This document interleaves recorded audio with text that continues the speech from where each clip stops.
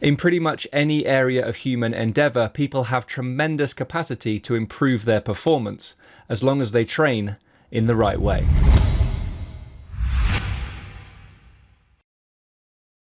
Hey, how's it going? Welcome back to MTT Poker School. My name is Gareth James. In this video, I'm going to show you how I have focused study sessions using Simple GTO Trainer. In my book, Purposeful Practice for Poker, I talk about what it means to engage in purposeful practice. So every study session that you have has to have the following components. You need to set a goal to work on one specific skill or technique at a time. You must be maximally focused during the session. It's critical that you receive immediate feedback on how you're performing, and you must push yourself outside your comfort zone. So before we dive into how I use Simple GTO Trainer to make this happen, I just want to let you know that we've partnered up with Simple Poker to offer you some great discounts on some of their products. Simple GTO Trainer allows you to train with pre-built practice scenarios or your own custom solutions. You can systematically hone your skills, receive real-time feedback, and it integrates with both PioSolver and the Simple post-flop engine. So in today's video, I'm going to show you how I use it to study post-flop spots, receive real-time feedback, and work on areas of my game where I'm less comfortable. If you want 10% off Simple GTO Trainer, Simple 3-Way, and or Simple post-flop, then check out the links in the description down below. Okay, so let's jump into a typical study session with Simple GTO Trainer. When I first started using Simple GTO Trainer, I had some scripts that I'd run for specific spots like 40 big blinds, EP versus big blind, or hijack versus low jack, and there were 184 different flops in there with lots of different textures. So this is all well and good, but I didn't find it specific enough to show real progress. So what I did is split up the flops into 13 different textures and started studying each one in turn. Today we're going to take a look at 40 big blinds button versus big blind on ABX boards. So any board with an ace, a Broadway, and a rag. Let's take a look at the report from this flop texture so we can see an overview of the strategy. This Google Sheet is available as part of the MTT Game Changer course in the module on in-position flop strategy as the pre-flop raiser. So if you'd like access to this Google Sheet together with almost 6 hours of video content, then look for the link in the description below. So as you can see, we've got a lot of equity on these boards and we're betting almost all the time. So the flop element of this study might not be that exciting given how much quarter pot betting is going on, but there is some half pot, 3/4 pot, and some over betting going on. So I'm going to be looking out for when I should be using those sizes instead. I'm also going to be diving into what to do on different turns and rivers. Okay, so here's the first spot then, and as with a lot of these solutions, we're going to be starting with a small bet until we discover or find out that actually this is a big bet spot, or with this hand or on a particular board. As we saw from the solutions, a lot of small betting going on. Just to sort of run through what these mean. So obviously check means check, and we've got bet 1.5 bigs, which is quarter pot, bet 3 bigs, which is half pot, bet 4.5 bigs, which is 3/4 pot, and then the over bet 125% pot as well. So we're going to start with a small bet, and you can see immediately we're going to go down here, and you can see that a quarter pot is used around 11% of the time, but actually it prefers this 4.58 bigs. So there's not much in it. You can see the EVs at the bottom of the screen there. The difference between 1.5, 3 and 4.5 bigs is pretty much the same. So there's really not too much in it. But it does prefer, betting the bigger size. So already we're going to see that on an ace 10-9 board, we want to be going for this bigger sizing. Now we face the check raise. I think we just want to go for a call, but we're going to get immediate feedback, and you can see that it's called 97% of the time. Haven't lost any EV here. Okay, so now he down bets the turn, and so we have a decision between, obviously we're not folding, but we have a decision between calling, raising, and jamming. I'm honestly not sure what the best line is going to be. If we raise or jam, we could potentially get called by worse, ace x of spades, or let's have a look, like 10-8, 10-9, those kind of hands. I'm not sure if 10-8 is going to be check raising the flop, but something like 10-9.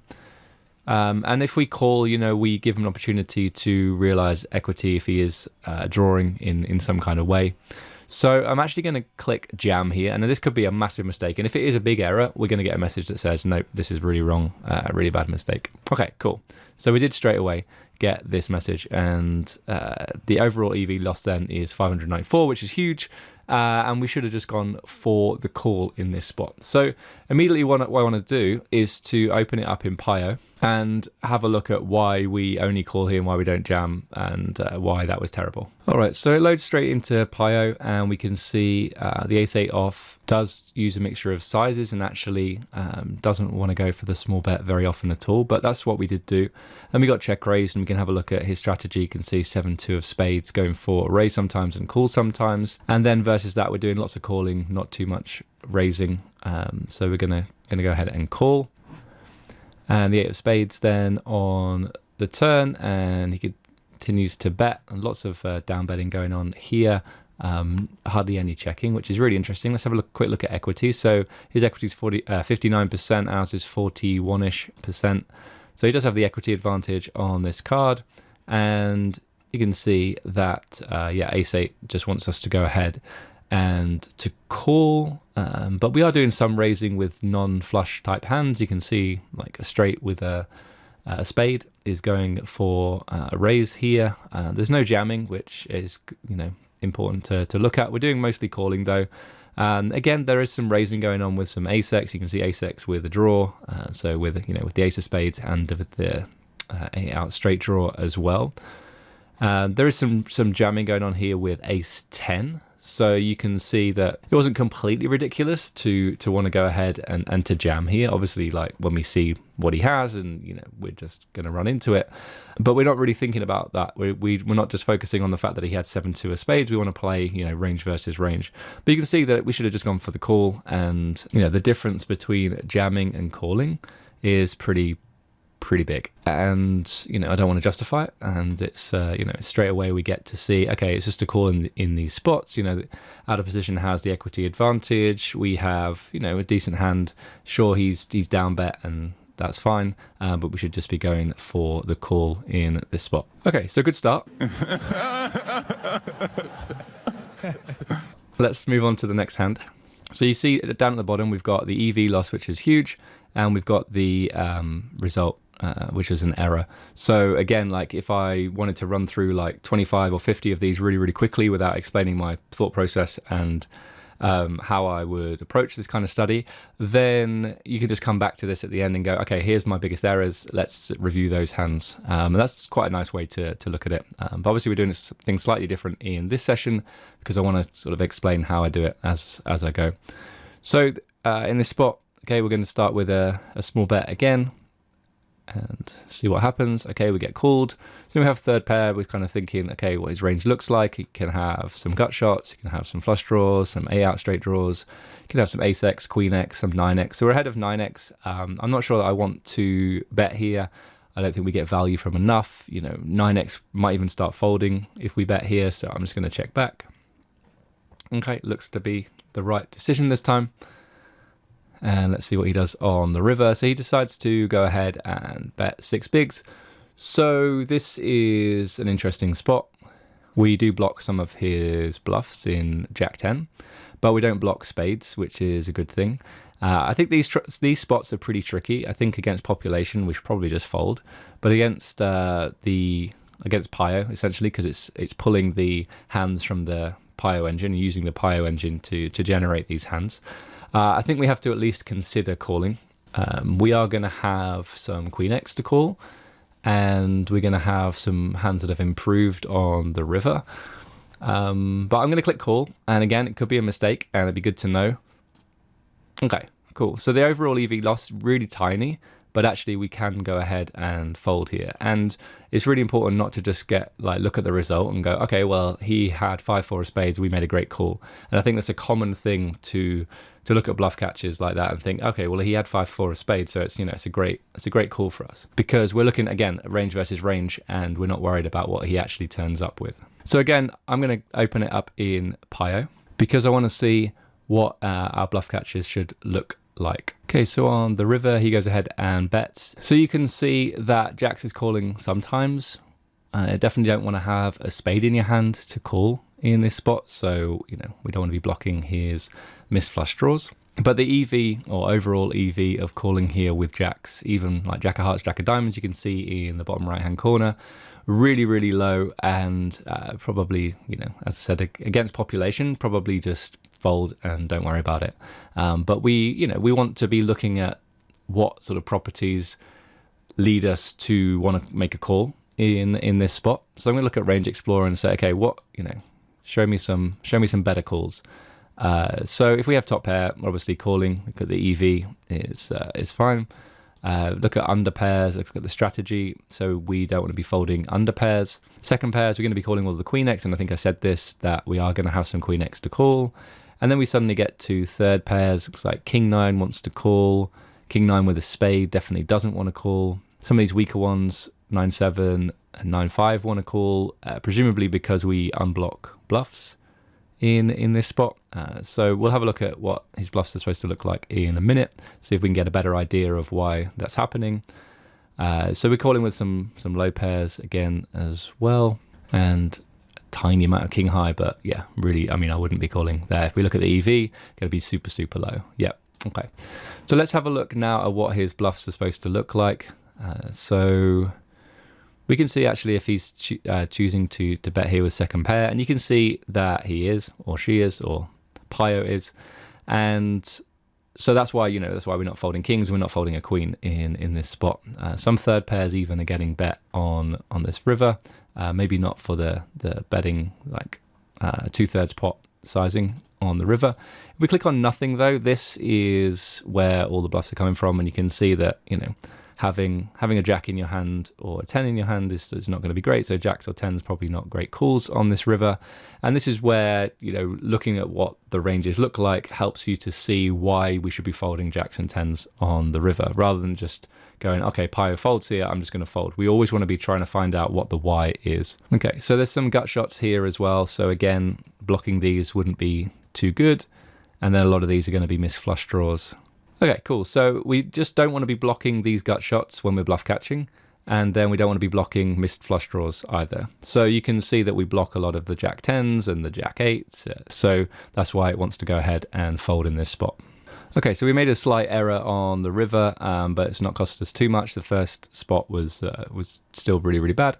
Okay, next spot then we're just going to go for the quarter pot. Just think about his range. What's he continuing with? I think he's going to check raise a decent number of ace-x on the flop. He could have some weaker ace-x. He's going to have some queen-x, some 7-x. He's going to have some flush draws.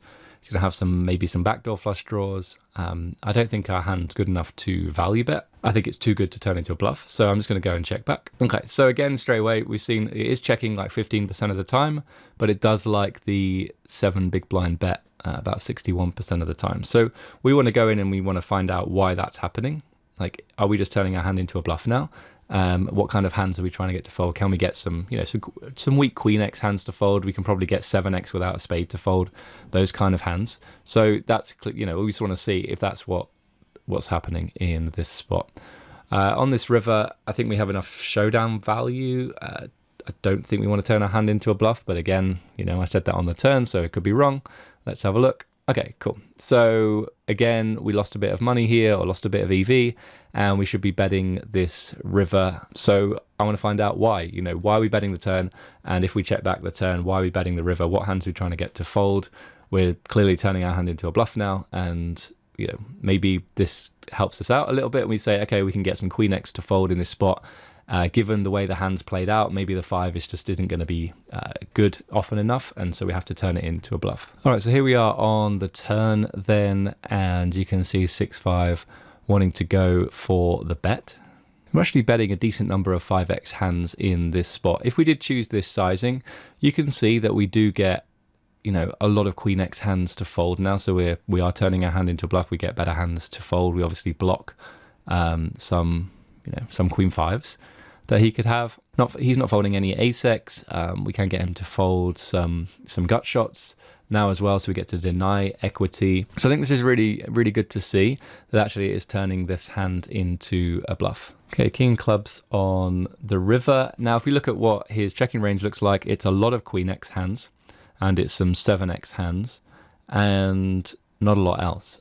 So you know, when we're thinking about why are we turning this hand into a bluff, well, because a lot of his range is showdown value hands. You know, if we were ahead of any of that range, I feel like he would have been betting those hands as a bluff. So let's just have a quick look. So yeah, so like if he has nothing, then he's just going to go ahead and bet, right? He's going to be betting some 7x, but also checking them as well, checking a lot of third pairs, betting second pairs, betting king x, betting top pairs, and then doing a bit of checking with 2-pair plus, but you know, most of the time just going ahead and betting. Interestingly, going for a check with a decent amount of flushes in this spot. So now that we get to visualize what our opponent's strategy looks like on the river, you can see that our 5 probably isn't going to be good enough very frequently here, and that's why it's turning it into a bluff. If we look at equity in position, you can see that 6-5 wins hardly ever. I mean, its equity is at 0.01%. So that's why it's turning it into a bluff. Now, if we just have a look at it and we say, okay, let's say we bet half pot in this spot. Again, we can get some Queen X hands to fold. We're going to get some 7x hands to fold. So we can definitely find a target for the kind of hands that we want to get to fold in this spot. So I hear a lot of players and a lot of students, they say, okay, why are we using PIO? You know, we're not playing against PIO, we're not playing against GTO experts. And I think that's absolutely a fair point. But what PIO allows you to do, and what Simple GTO Trainer sort of forces you to do, is to really start thinking in terms of ranges. Like, what kind of hands is my opponent getting to this point with? And you know, the best players in the world have a really good idea of what the ranges look like on every single street. You know, they're putting in the reps, they're doing the study, and they just know, okay, in this spot, our 5 just isn't going to be good very frequently, and we should probably turn it into a bluff. Okay, let's look at the next hand then. Going to start with a small bet once more. Okay, so another interesting spot, the 8 of clubs on the turn. So a few things going through my mind here. We have hearts, which is good because I don't think he's going to be floating us with any hearts on the flop. If we had diamonds and spades, we would block his floats from the flop. We do obviously block like Jack 10, King 10, but I think that we can put Queen X and 6x under an enormous amount of pressure by going ahead and betting here. So I want to either bet big or to overbet in this spot. Just to go through what these are, I think it's 40%, 80%, 120%, 200% or 2x pot, and then to jam. Obviously we can check as well. So yeah, my thoughts is that we can get a lot of hands to put a lot of pressure on Queen X and 6x. He's going to be check raising a decent number of ace X on the flop. And the 8 is a pretty blank card. I think if it was, you know, a King, Jack or a 10, we maybe don't bet as frequently with our range. But here I think we get to put a lot of pressure. So I'm going to go for the overbet. And again, we're going to get some instant feedback to see if that's correct. And if not, you know, why not? Okay. So the overbet is used 17% of the time. It does prefer the bigger bet, the 7 big blind bet in this spot. Okay, so he goes ahead and calls, and we have a decision. We have 25 big blinds back. We have 10 high, as 31 big blinds in the middle. If we choose to jam here, what kind of hands are we trying to get to fold? And it's going to be like Queen X of clubs, can't call on this river. 6x of clubs, can't call on this river. He's going to have like King Jack of clubs, Jack 10 of clubs, like those kind of hands where he turned a flush draw and had a gut shot from the flop. So there's plenty of hands that we do get to fold here. So I think I'm going to go for the jam on the river. And again, we're going to get some instant feedback as to whether this is good or bad. Okay, and looks like 99% of the time it does go for the bluff here. And you can see he folded, and he folded Queen 9, and that was one of the hands that we're trying to get to fold in this spot. So it took us 4 hands, but we didn't make too much of a blunder in that one. Okay, next one then, Ace Queen 7. I'm going to start with a small bet. Looks good. Okay, and he's going to go ahead and fold. So I recognize that we've taken quite a lot of time to run through a lot of these spots and dive into them in detail. As I said earlier in the video, there's definitely a better way to study these spots. You can just, you know, run through 25 or 50 or 100 of these hands and then look for your biggest errors. So, you know, we started off with a pretty big error that I wanted to dive in and see what was going on. But I think we've learned a lot already, and I think what we've learned is the importance of thinking through ranges and thinking about what kind of hands get to a certain point, and what are we trying to target. So at the end of your session, you can just click this button up here once the next hand loads, and you're going to get a summary. And this just breaks down all of the hands from this particular session. You can see our overall EV loss was minus 627 here. If I click end session, you can see this is the summary for this training session. And you can see we lost 125 big blinds per 100. So we made a massive error in that first hand, and that really cost us in this particular spot. If there's one thing that we've learned in this video, it is the importance of getting turns and rivers right, because we looked at the flop strategy. It's generally just going to be a small bet with our entire range, and then we have to be playing much better on turns and rivers. So clearly, just from 5 hands, you can see I've got a lot of work to do, and I'm going to be using Simple GTO Trainer to get this right.